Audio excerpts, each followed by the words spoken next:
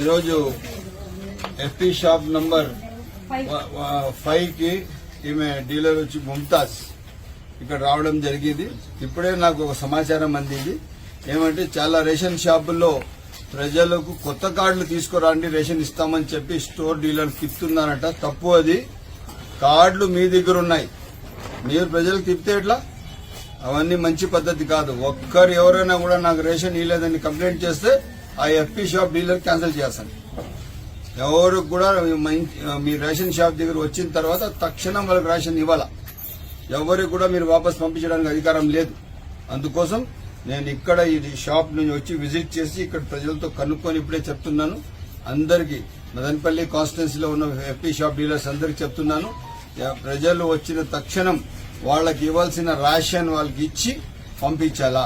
కొత్త కార్డులు పాత కార్డులు కథలన్నీ మాట్లాడకూడదు. కార్డులు మీ దగ్గర ఉన్నాయి, కొత్త కార్డులు మీరు అందించి అప్పటికప్పుడు రేషన్ కూడా ఇవ్వాలి. ఇది ఇమ్మీడియట్ గా ఇది అమలు పరచాలి. నేను ఎఫ్పీ షాప్ డీలర్ మన డిటి ఫిరోజ్ కూడా చెప్తాను. ఇక్కడే ఉన్నారు ఆయన కూడా, డిటి గారు, ఆయన కూడా ఇమ్మీడియట్ గా ఇంప్లిమెంట్ చేయాలి.